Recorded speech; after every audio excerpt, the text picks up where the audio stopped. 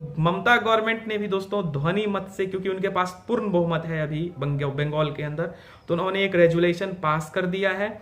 और अब बहुत जल्द ये रेजुलेशन दोस्तों बंगाल के माननीय राज्यपाल के पास जाएगा और वहां से दोस्तों इसको अगर मंजूरी मिलती है, मंजूरी मिलने के बाद सारी संवैधानिक नियमों का पालन करते हुए अगर इस पे काम कर लिया जाए तो शायद 6 महीने के अंदर आपको बंगाल के अंदर भी उच्च सदन की व्यवस्था दिख जाएगी।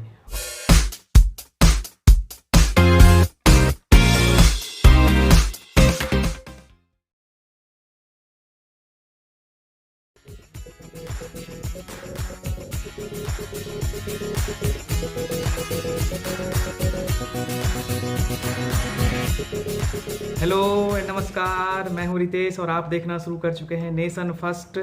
दोस्तों चलिए आज एक नए मुद्दे पे बात करेंगे। और वैसे जिस मुद्दे पे आज हम चर्चा करने जा रहे हैं दोस्तों, ये मुद्दा दोस्तों बंगाल से है।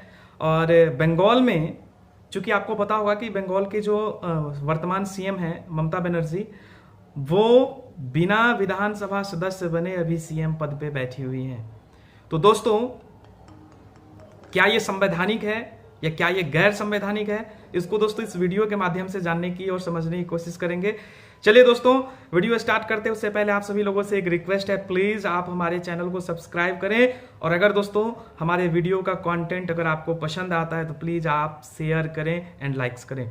दोस्तों चलिए इस मुद्दे को अच्छे से समझने की कोशिश कर रहे हैं। दोस्तों जैसे कि आपको पता होगा कि 2 मई 2021 को बंगाल विधानसभा चुनाव का रिजल्ट आया, जिसमें ममता बनर्जी को पूर्ण बहुमत मिला और बीजेपी को कुल 77 सीटें मिली। और आपको एक जानकारी और भी होगी कि ममता बनर्जी स्वयं का सीट नंदीग्राम से चुनाव हार गई। तो आपका सवाल होगा कि जब वो चुनाव हार गई, विधानसभा की वो सदस्य नहीं है, तो कैसे मुख्यमंत्री है? तो दोस्तों हमारे देश के संविधान में प्रावधान है कि कोई भी आम व्यक्ति मुख्यमंत्री, प्रधानमंत्री बन सकता है, मंत्री पद पे जा सकता है, लेकिन जिस दिन उसके मंत्री पद की शपथ होती है, उस शपथ ग्रहण से 6 महीने के अंदर उनको विधानसभा या राज्यसभा या लोकसभा का सदस्यता हासिल करना होगा। तो चूंकि बंगाल जैसे राज्य में सिर्फ निचली सदन की व्यवस्था है, ऊपरी सदन की व्यवस्था नहीं है। निचली सदन कहें तो दोस्तों सिर्फ विधानसभा है, और ऊपरी सदन जैसे कि बड़े सारे राज्य में ऊपरी सदन की व्यवस्था होती है। जैसे आपको पता होगा कि उत्तर प्रदेश में ऊपरी सदन की व्यवस्था है, यानी कि विधान परिषद की व्यवस्था है उच्च सदन की। बिहार में उच्च सदन की व्यवस्था है, महाराष्ट्र में उच्च सदन की व्यवस्था है, कश्मीर में भी दोस्तों उच्च सदन की व्यवस्था थी, लेकिन चूंकि अब वो एक केंद्र शासित प्रदेश बन चुका है तो वहां दोस्तों अभी नहीं है। तो बंगाल में उच्च सदन नहीं है, निचले सदन की वो सदस्य है नहीं, और वो मुख्यमंत्री हैं। तो संवैधानिक सिस्टम के अकॉर्डिंग उनको 6 महीने के अंदर हर हाल में सदन का सदस्य बनना होगा, तभी वो इस पद पे बनी रह सकती हैं। तो जैसे कि आपको पता भी होगा कि अभी भी भारतीय जनता पार्टी के बड़े सारे सांसद को, जिनको टिकट मिला था बंगाल में विधानसभा चुनाव लड़ने के लिए, उसमें से 2 सांसद ने चुनाव जीता था, और उन 2 सांसदों ने अपने विधानसभा सीट से इस्तीफा देके सांसद पे बने रहना स्वीकार किया। तो अब उन 2 सीट पे चुनाव होगा। और एक चीज और आपको पता होगा कि बंगाल विधानसभा की 294 सीट में से सिर्फ 291 सीट पे चुनाव हुआ, 292 सीट पे चुनाव हुआ।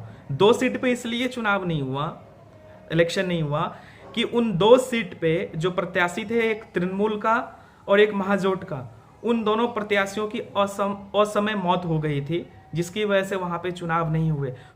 तो दोस्तों आप सभी की जानकारी के लिए बता दूं कि ममता बनर्जी ने भी ये तय कर लिया है कि बंगाल के अंदर उच्च सदन की व्यवस्था की जाएगी, यानी कि बंगाल विधानसभा में भी अब 2 सदन होंगे, विधानसभा और विधान परिषद, जैसे बिहार में, महाराष्ट्र में, अन्य राज्यों में है। तो इसके लिए दोस्तों संवैधानिक प्रावधान है कि आप विधानसभा से एक रेजुलेशन पास करवाइए जो कि बहुमत की रेजुलेशन हो, और उसे पास करवाने के बाद आप राज्यपाल के पास भेजिए। राज्यपाल का सिग्नेचर होने के बाद उसको मान्यता दी जाएगी और आप भारत के संवैधानिक दायित्वों का, मूल्यों का पालन करते हुए अपने राज्य में उच्च सदन की स्थापना कर सकते हैं। जिसके जैसे कि उसके दोस्तों चुनाव आप लोगों को भी पता होगा कि राज्य में कई तरह से उनके चुनाव होते हैं उच्च सदन के, विधान परिषद के।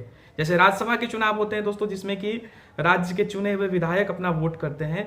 उसी तरह से विधान परिषद के चुनाव में दोस्तों कुछ लोग तो ऐसे होते हैं जिनको मनोनीत किया जाता है। जैसे अगर कोई अच्छा राइटर है या कोई प्रख्यात गायक है या कोई नर्तकी है, तो इस तरह के जो समाज में जिनका एक अच्छा योगदान है, जिन्होंने समाज सेवा के क्षेत्र में अच्छा काम किया है, ऐसे बड़े सारे सदस्यों को मनोनीत भी किया जाता है।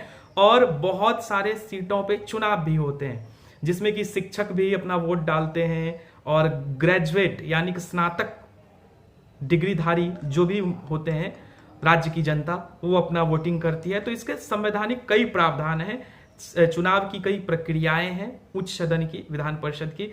तो ममता गवर्नमेंट ने भी दोस्तों ध्वनि मत से, क्योंकि उनके पास पूर्ण बहुमत है अभी बंगाल के अंदर, तो उन्होंने एक रेजुलेशन पास कर दिया है।